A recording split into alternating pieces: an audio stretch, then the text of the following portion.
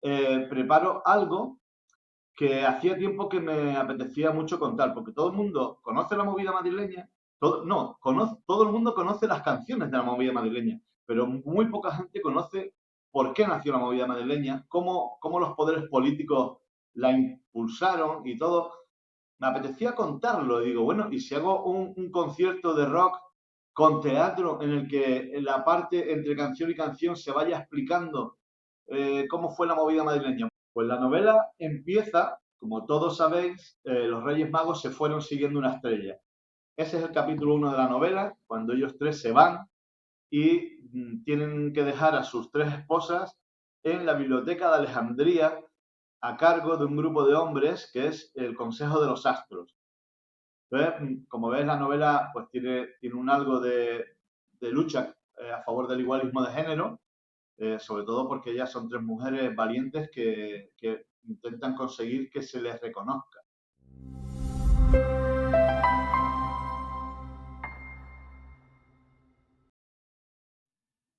Nuevo episodio de nuestro podcast.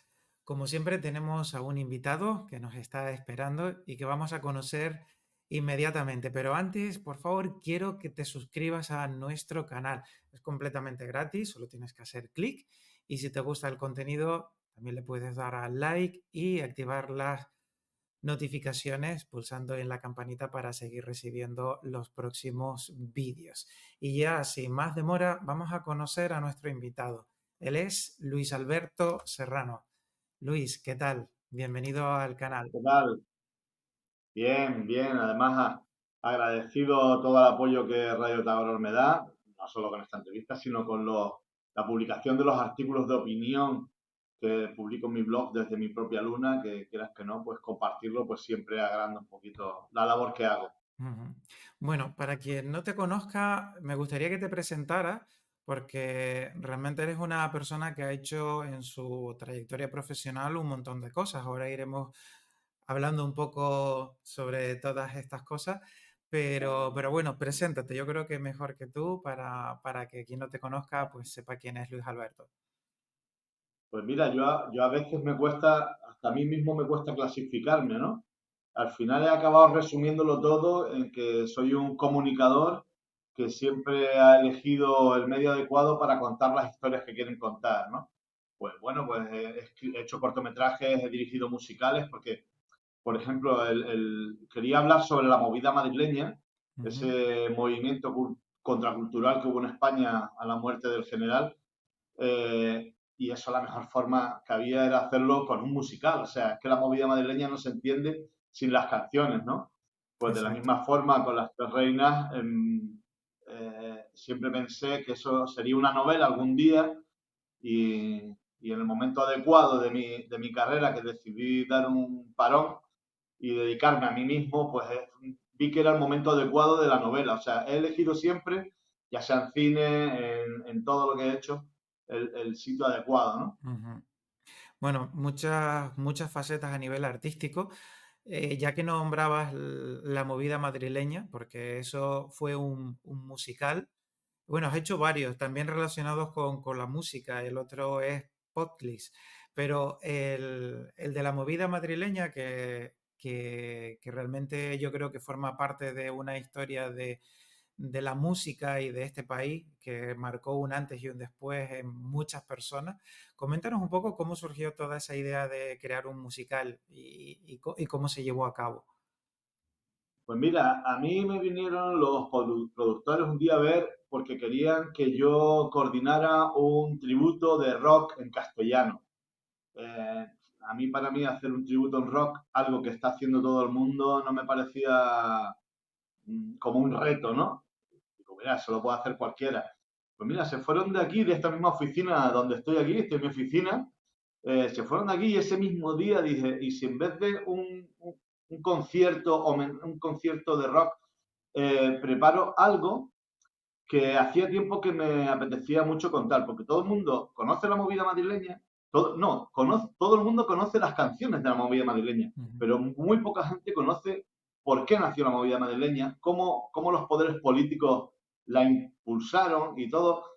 Me apetecía contarlo y digo, bueno, ¿y si hago un concierto de rock con teatro en el que en la parte entre canción y canción se vaya explicando cómo fue la movida madrileña, porque pocos saben que la movida madrileña nace de una muerte.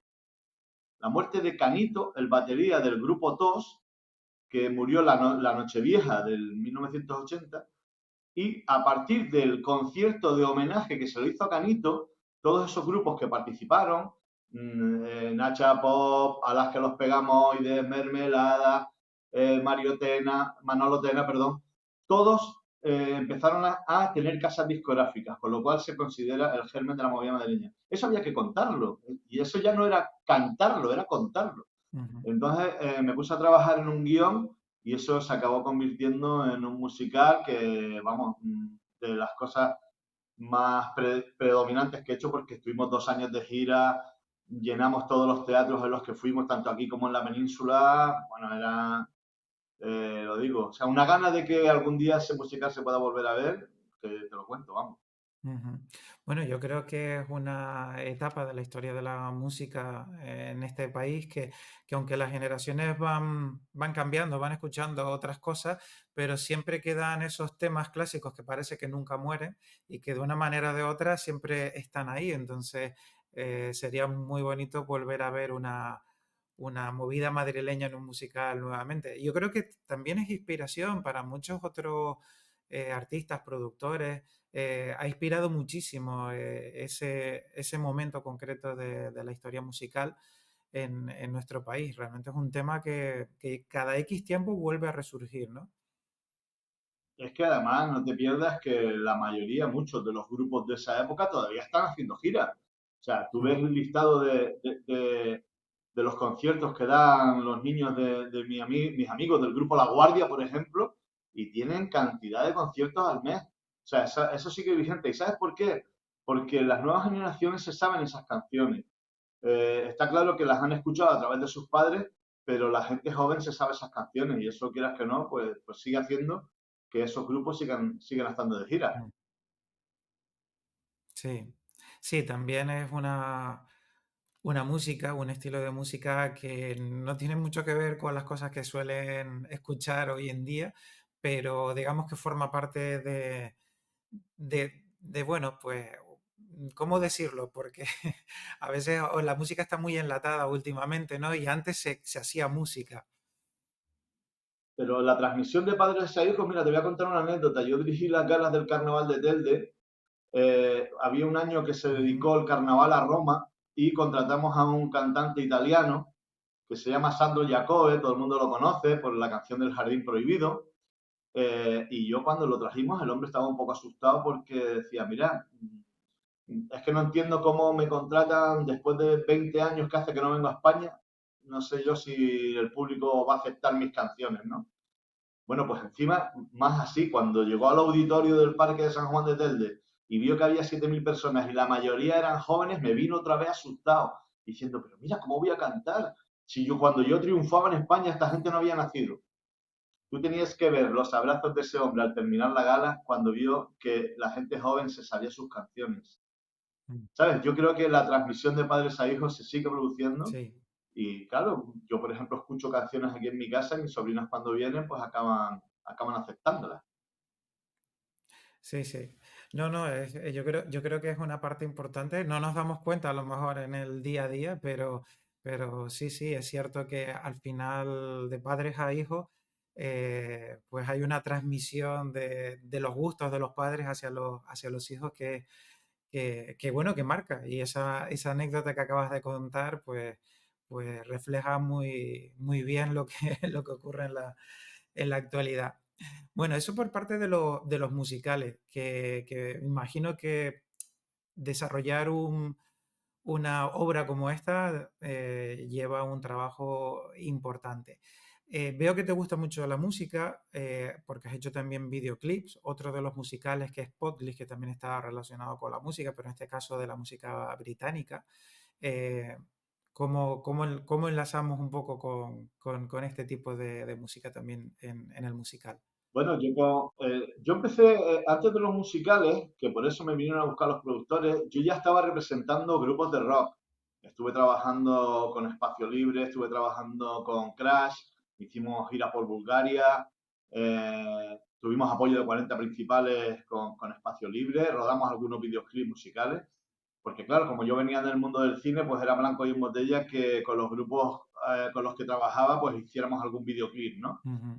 El, a partir de ahí empezaron los musicales y estuve, pues ya digo, como 5 o 6 años dedicado a la música y lo pasé increíble y volveré en algún momento también, ¿no? Porque realmente ahora que me he dado el salto a la literatura con mi novela y estoy centrado en mi novela y ahora estoy escribiendo ya lo que será la segunda novela, pues todavía el cuerpo me pide un poquito de adrenalina de vez en cuando, ¿no? Porque la literatura tiene eso, que tiene otras facetas, pero la carga de esa adrenalina cuando vas a subir el telón o cuando va a empezar una función, pues no la tiene, ¿no? Y ya, pues la echo un poquito de menos. Pero vamos, que el tema de la música, yo desde siempre he tenido la música en mi cabeza y poderme dedicar a ello fue un regalo que me dieron. Ujú. Hablando de la novela, en el 2022, si no tengo mala información, publicaste tu primera novela, Las Tres Reinas, que tiene una historia bastante peculiar, que llama la atención porque es la historia de las esposas de los tres reyes magos de Oriente. Cuéntanos un poco cómo, cómo Sí, es esta la, novela. la versión original de la novela se publicó en 2019. eh, y justo, pues bueno, era un sueño hecho realidad publicar mi primera novela. Lo que no tenía tan claro era que tuviera la aceptación desde el principio. Se publicó en enero de 2019 y en 5 días había agotado la primera edición. O sea, me pareció increíble. Yo que la publicaba con el miedo de a ver si se me van a quedar aquí en mi casa una cantidad de cajas de libros que no sé qué voy a hacer con ellas. Y resulta que la primera edición se vendió no fueron en 5 días, fueron en 3 días, ¿no? Ujú. Pues eso vino ya la segunda edición, la tercera, ya voy por la quinta edición. Y en el mismo 2019, fíjate cómo se interconexiona todo. Yo en una de las giras que había hecho con un cantante canario por México, estuvimos un mes y medio de gira por México y vivíamos en Guadalajara en la casa de los padres del guitarrista que habíamos contratado, ¿no? Y en esa casa pues había mucho rock and roll, mucho blues todas las noches porque pues, todos son músicos y un matrimonio que tenía una editorial que venían algunas noches allí. Pues bueno, me acordé cuando publiqué mi novela de ellos y les llamé cuando tuve la novela preparada. Le digo, oye, mira, tengo una novela aquí, si la queréis publicar en México, pues hablamos, ¿no? Y entonces me llamaron, me dijeron que sí, que la iban a publicar. Y a través de ellos, que es Editorial Edalca, se publica en el 2019 la novela en México. O sea, era mi primer año como escritor y ya tenía la novela publicada. Además, me dijeron que la iban a presentar en la Feria del Libro de Guadalajara. La Feria del Libro de Guadalajara, para los que nos están escuchando, es la feria del libro más grande del mundo en habla hispana. O sea, tú imagínate que te están diciendo con tu primera novela que vas a estar en el Bernabéu de la literatura. Ujú. Pues allí fui en diciembre en noviembre del 2019 y después ya, pues como todos es sabido, en 2020 se paró el mundo con la pandemia, se paró la novela y se paró toda la promoción.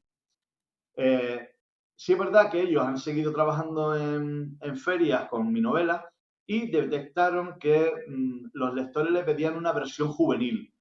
Y esa fue la que hicimos, que se presentó en 2022. Estuve 2 meses de gira, octubre y noviembre del año pasado, estuve de gira por México con la versión juvenil, que es la que ahora estamos promocionando aquí en la isla, ¿no? Para niños de 9 a 14 años. Ujú. Bueno, vamos a hablar un poco sobre la historia, porque como comentábamos es la historia de las esposas de los tres reyes magos, que son desconocidas realmente. Todo el mundo conoce a los tres reyes magos, pero quizás no se profundiza demasiado en la vida de estos personajes. Y la historia se basa precisamente en tres mujeres que son de tres edades diferentes y que tienen como vidas también un poco dispares. Cuéntanos un poco cómo es la novela. Pues la novela empieza, como todos sabéis, los Reyes Magos se fueron siguiendo una estrella. Ese es el capítulo 1 de la novela, cuando ellos tres se van y tienen que dejar a sus tres esposas en la biblioteca de Alejandría, a cargo de un grupo de hombres que es el Consejo de los Astros. Ellos tres son astrónomos. En las investigaciones que han hecho determinaron que una estrella no cumplía las normas del universo y decidieron ir a unas coordenadas que le marcaba en nuestro planeta, ¿no? Ujú. Esa es la famosa caravana hacia Belén. Sus tres mujeres, Telmis, Tomila y Cadina, se quedan en la Biblioteca de Alejandría y les encargan un trabajo.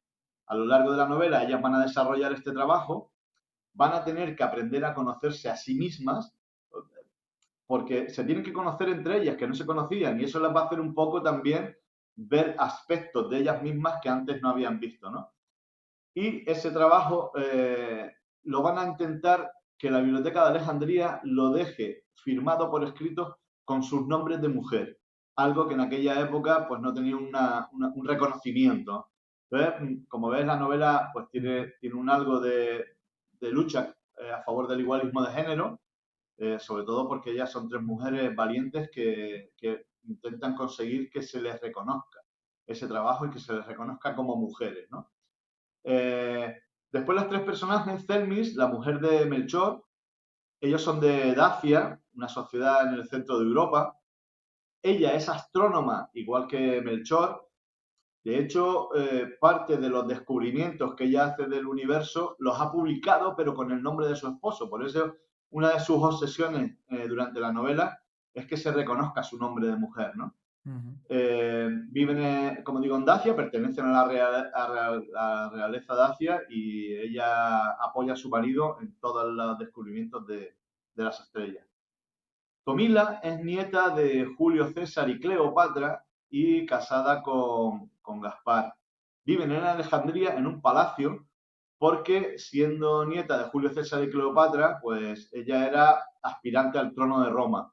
Y Roma, que yo siempre he dicho que uno de los deportes de riesgo que ha habido más peligrosos en el mundo era ser emperador de Roma, porque es que no llegamos ni a los 40 años. Sí, es verdad. Pues ella tiene un pacto con Roma. Mientras no se meta en temas de política, Roma le tiene puesto un palacio en Alejandría.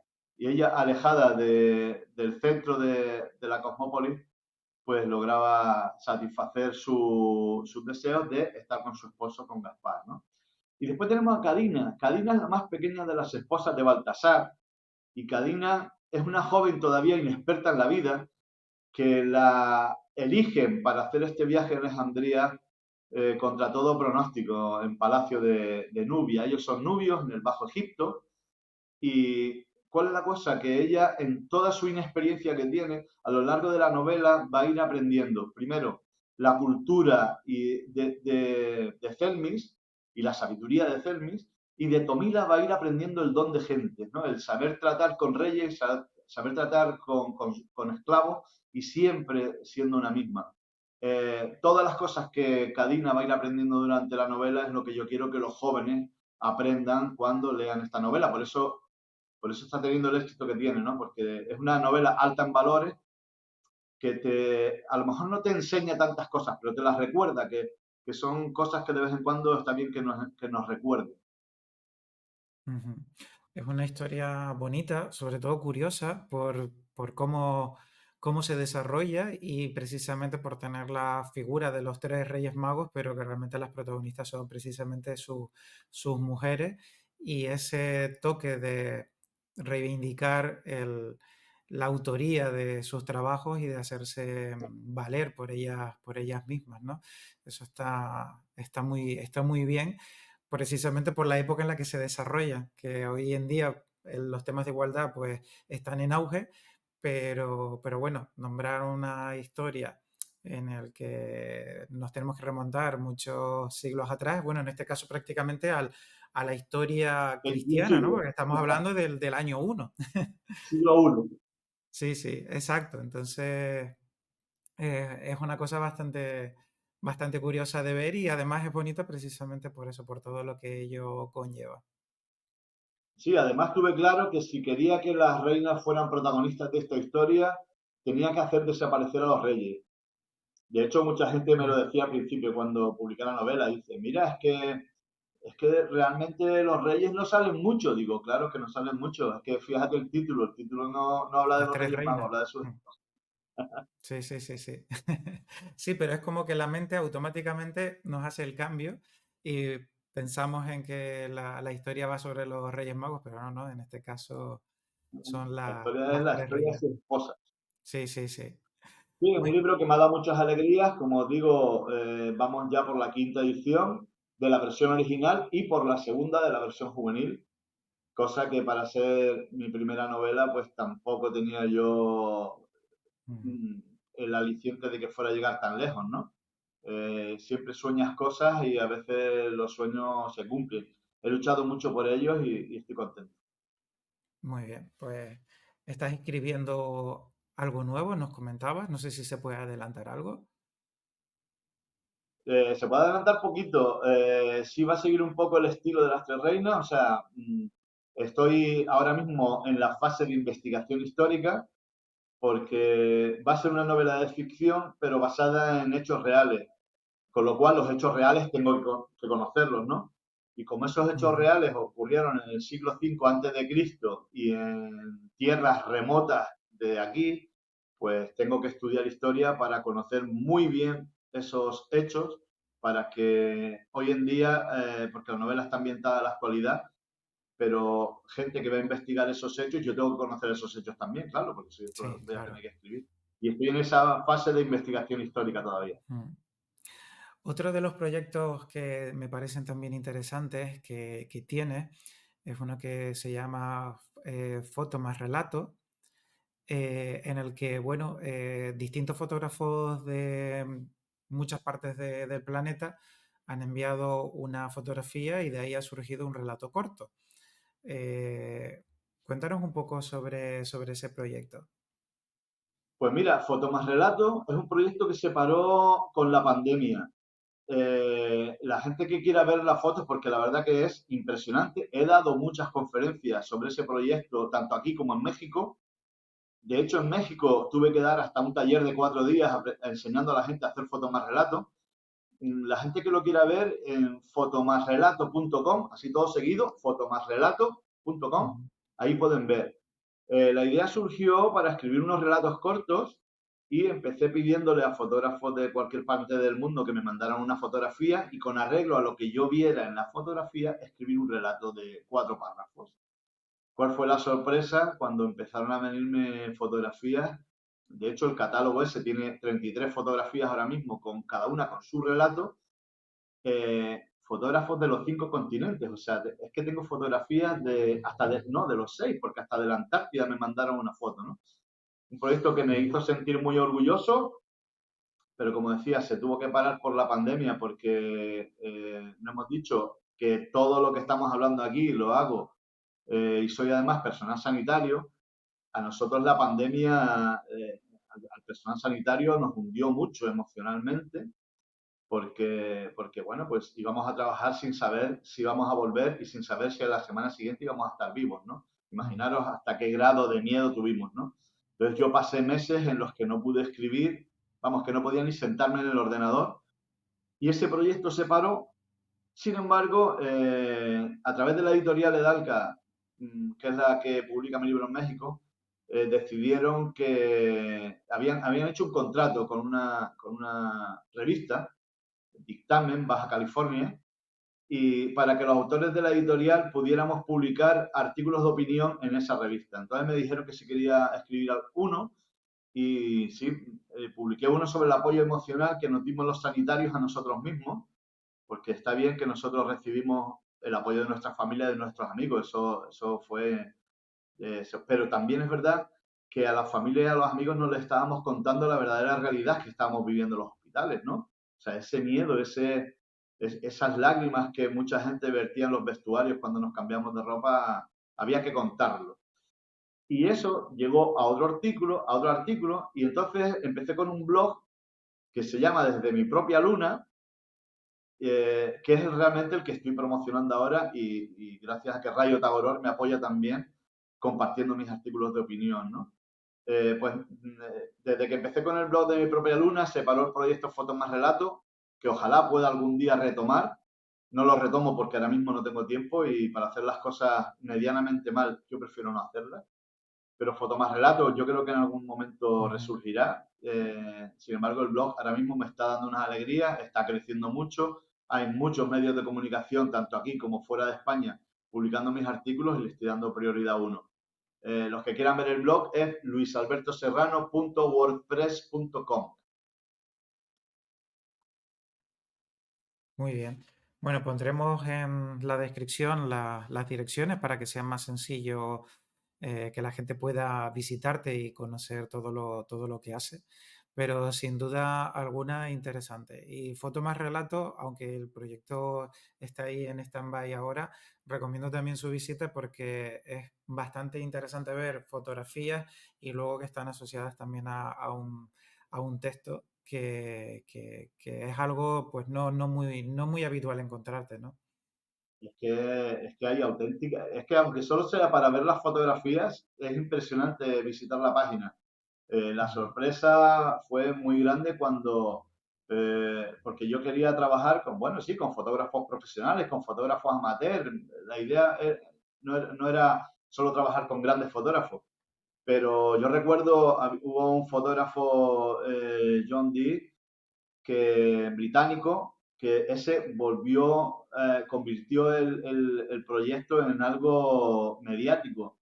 Yo determiné que de repente se volvieron locas las visitas al blog, a la web, y era porque John Dee es un fotógrafo de National Geographic, o sea, estamos hablando de gente grande. Noureddin El Gomari, el fotógrafo marroquí, yo cuando vi una vez la lista de premios que tenía en la web, le tienes que dar al ratón así para abajo para ver la cantidad de premios que tiene, ¿no? O ujú. sea, artistas multipremiados participando de ese proyecto ha sido increíble. Después en las conferencias, por ejemplo, en México he dado 20 conferencias de fotos más relatos y son divertidas porque además son 2 horas. O sea, yo digo, mira, es que han estado 2 horas escuchando a un tío hablando todo el rato ahí y dice, mira, ¿tú has visto que alguien se ha levantado y se ha marchado? No, pues no cambies, no lo acortes porque lo quería cortar, ¿no? Y en las conferencias lo que hacemos es proyectamos la Ujú, fotografía y primero, antes de yo contar un poco el relato que escribí, el público empieza a opinar sobre cada una de las fotografías. Y se forma una dinámica muy participativa que engancha mucho. Y la verdad es que me gustaría volver a retomar con esas conferencias. Pues Luis, muchísimas gracias por estar aquí con nosotros. Ha sido un auténtico placer. Si quieres comentar alguna cosa, pues tienes los micrófonos abiertos. Nada, que la gente que quiera saber un poquito más quién soy, pues tiene mi web, luisalbertoserrano.com. Ahí pueden ver incluso los cortometrajes que he hecho, pueden ver información sobre la novela, pueden ver información sobre todo lo que he ido haciendo. Lo tienen ahí en luisalbertoserrano.com. Agradeceros a vosotros, como decía antes, el apoyo que me dais con los artículos de opinión y que en la carretera nos vemos y que todo esto se trata de disfrutar. Ujú.